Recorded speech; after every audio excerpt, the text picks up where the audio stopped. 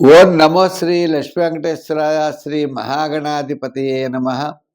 ముదాకరాత్తమోదకం సదా విముక్తి సాధకం కళాధరావతంసకం విలాసిలోకరక్షకం. మరి వినాయకుడు ప్రార్థన చేస్తూ మనం ఈ వారం అంటే సెప్టెంబర్ మాసంలో ఫలితాలు ఎలా ఉంటాయి? సెప్టెంబర్ మాసంలో మనం చూసినట్లయితే గురుడు మిథున రాశిలో ఉంటాడు. అలాగే మిగిలినటువంటి గ్రహాలన్నీ కూడా సింహరాశిలో రవి, బుధుడు ఇటువంటి గ్రహాలన్నీ కూడా ఉన్నాయి. మరి ప్రధానంగా రాహువు మరి కుంభరాశిలోను, శని మీనరాశిలోను సంచారం ఉంటుంది. ఇంకా చంద్రుడు మొదలైనటువంటి గ్రహాలన్నీ కూడా ఆయా రాశుల్లో ఉంటాయి. ఈ విధమైనటువంటి గ్రహ సంచారం అంటే మనకి సెప్టెంబర్ నెలలో కొంతకాలం 15, 16 తారీఖుల వరకు ఏమో సింహంలోను, తదుపరి కన్యారాశిలో రవి ప్రవేశం ఉంటుంది. ఈ విధమైనటువంటి గ్రహాల యొక్క సంచారం వల్ల అంటే కుజుడు కన్యారాశిలోను మార్పుతో ఉంటారు. మార్పు వస్తూ ఉంటుంది, వెళుతూ ఉన్నట్లుగా మిగిలిన గ్రహాలన్నీ కూడా తక్కువ సమయం ఉంటాయి. కాబట్టి ప్రధానమైనటువంటి గ్రహాల్లో గురుడు, రాహు, శనుల యొక్క ప్రభావం ఎక్కువగా చూపిస్తూ ఉంటుంది. అంచేత ఈ రాశులకి మనకి సెప్టెంబర్ నెలలో మనం ఎలా ఉన్నది, మనం ఏ పరిహారాలు చేసుకోవాలి, ఏ పరిహారాలు చేసుకుంటే మన జీవిత లక్ష్యం పాజిటివ్ వైబ్రేషన్స్ డెవలప్ అవుతాయి, అనుకూలమైనటువంటి ఫలితాలు ఉంటాయి. వ్యతిరేకంగా ఉండే సమయంలో అనుకూలంగా కూడా మనం చేసుకోవచ్చట. అంచేత గ్రహారాధన ద్వారా, పరిష్కారాల ద్వారా, పరిహారాలను పాటించడం ద్వారా గ్రహ వ్యతిరేక భావాలను తగ్గించి అనుకూలమైన భావాలుగా మానవుడు తీసుకునే అవకాశాలు మానవుడికి ఉన్నాయి.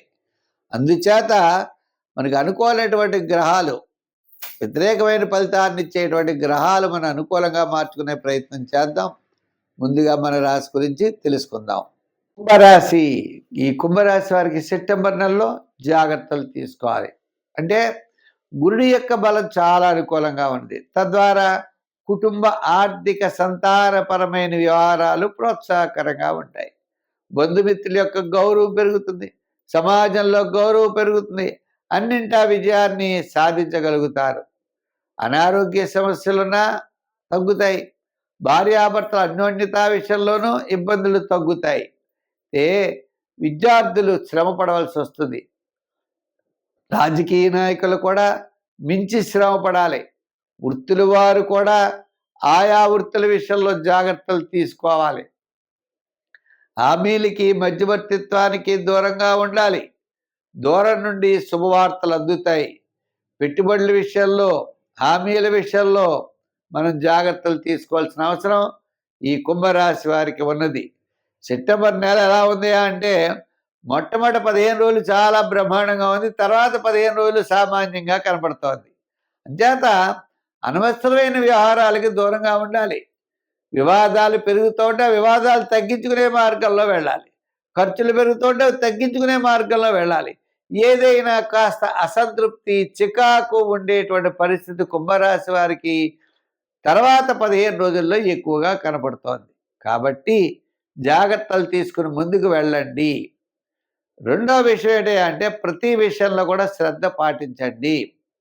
నిదానంతో వెడితే విజయం తప్పనిసరిగా మీరు పొందగలుగుతారు. విద్యార్థులు దక్షిణామూర్తిని ఎక్కువగా చదవాలి.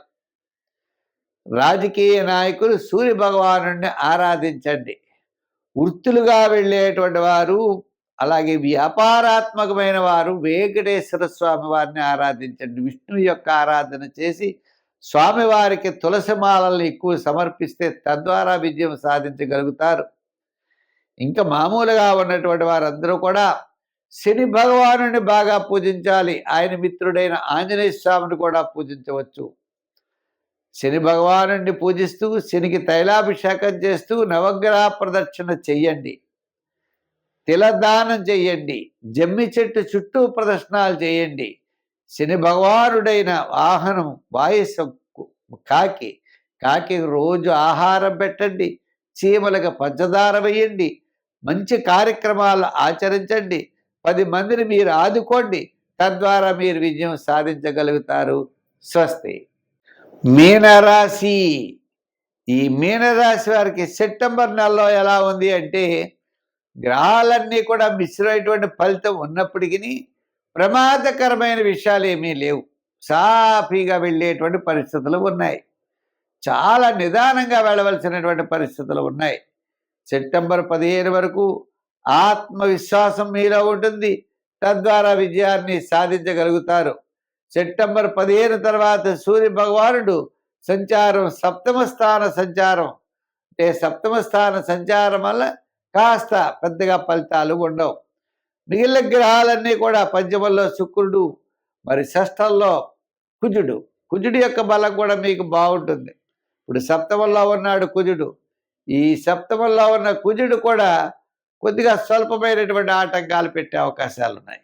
ఏదైనప్పటికీ ఈ రాశి వారికి మరి కాస్త అనుకూలమైన వాతావరణంతో పాటు స్వల్పమైన సమస్యలు ఎదుర్కొనేటువంటి పరిస్థితి కూడా ఉన్నది. కాబట్టి ప్రతి ఒక్కరు కూడా ఏ పని చేసినా పని యందు శ్రద్ధ, నిదానము, మంచి ఆలోచనలతో ముందుకు వెళ్ళాలి. తద్వారా ఎక్కువ ప్రమాదం తెచ్చుకోకుండా తక్కువ ప్రమాదంతో మనం ముందుకెళ్ళే పరిస్థితులు ఉంటాయి. మనం ఎప్పుడు ఏ విషయాన్ని నెగిటివ్గా ఆలోచించవద్దు. చెయ్యలేము అని అనుకోకూడదు. బాగుండదు అని అనుకోకూడదు. బాగోలేదని అంతగానే అనుకోకూడదు. ఇలా మనం నెగిటివ్ ఆలోచన లేకుండా పాజిటివ్గా ఆలోచిస్తూ ముందుకు వెళ్ళాలి. విద్యార్థులు కూడా నాకు బాగోలేదు అనుకోకూడదు. ఎందుకు బాగోలేదు, బాగుంటుంది, తప్పనిసరిగా చేస్తూ శివారాధన చేయండి. రాజకీయ నాయకులకు పెద్దగా అవకాశాలు ఉండవు. వృత్తుల పరంగా మనం చూసినట్లయితే డెవలప్మెంట్స్ పర్వాలేదు, కొంచెం ఎక్కువ కష్టపడాలి.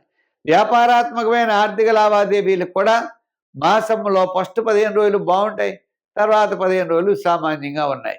ఏదైనప్పటికీ కూడా మనం నిదానంతో వెళ్ళాలి. ఫైనాన్స్, జనరల్, కిరాణా, మెడికల్, లోహ, యంత్ర, వాహన, చేతివృత్తి పనివారు, కార్మికులు, సంచార వ్యాపారస్తులకి మొట్టమొదటి 15 రోజులు పర్వాలేదు. అంచేత ఈ మిగిలినటువంటి ఏమో శివారాధన, శివాలయానికి వెళ్ళడం చాలా మంచిది. మరి శని భగవానుడి యొక్క ఆయన తిల దానం చేయడం చాలా మంచిది. తిలలు ఒక తావులపాకులో వేసి దానం చేయండి. కాలిమట్టి, నల్లగొడ్డ, స్టీల్ గ్లాసు ప్రవహించే నదిలో శనివారం నాడు శనివారంలో 6 to 7 ఆ సమయంలో నదిలో వదిలిపెట్టండి. తప్పకుండా మంచి ఫలితాలు ఉంటాయి. ఈ సెప్టెంబర్ నెల గతం కంటే కాస్త ప్రోత్సాహకరంగా ఉంటుందని చెప్పి తెలియజేస్తూ స్వస్తి. సెప్టెంబర్ నెల ధనుర్రాశి వారికి మనకి ఎలా ఉంటుంది అని మనం ఆలోచించాలి. ఈ ధనుర్రాశి వారికి గురుడి యొక్క బలం అనుకూలంగా ఉన్నది, శని యొక్క బలం అనుకూలంగా లేదు.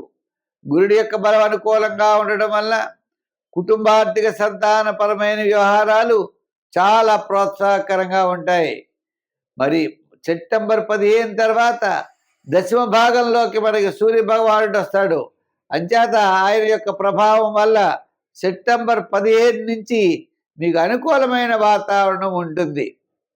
అంటే గురుడి యొక్క బలం ఉండడం వలన కుటుంబార్థిక సంతానపరమైన వ్యవహారాలు చాలా ప్రోత్సాహకరంగా ఉంటాయి. మీకు మంచి మంచి ఆలోచనలతో ముందుకు పెడతారు. ఇతరుల యొక్క సహాయ సహకారాలు ఉంటాయి. నూతనమైన ఆలోచనలతో ముందుకు వెళ్ళేటువంటి పరిస్థితులు కనబడుతున్నాయి. అంతేకాకుండా దూరం నుండి శుభవార్తలు అందుతాయి. ఆర్థిక పరమైన డెవలప్మెంట్స్ చేసుకునే ప్రయత్నం చేస్తారు. చిన్న చిన్న సమస్యలు ఉంటాయి. మరి అష్టమ శని ప్రభావం వలన భార్యాభర్తల్లో స్వల్పమైన విభేదాలు రావడానికి అవకాశాలు ఉన్నాయి. కుటుంబ సమస్యలు ఉంటాయి, చిన్న చిన్న సమస్యలు ఉంటాయి. ఏదున్నప్పటికీ గురుడి యొక్క బలం ద్వారా సమస్యలు పరిష్కారం చేసుకుని అన్నింటా మీరు విజయం సాధించడానికి అవకాశాలు ఉన్నాయి. విద్యార్థులు శ్రమతో విజయం సాధిస్తారు. రాజకీయ నాయకులు కూడా ఆహ్వానాలు అందుకుంటారు.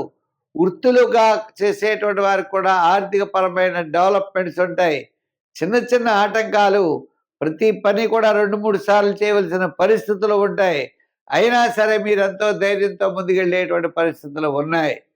ఈ రాశి వారికి మరి సంఖ్యల్లో 3, రంగుల్లో గోల్డ్ కలర్ వాడండి. ఆరాధనలో శని భగవానుడిని పూజించండి.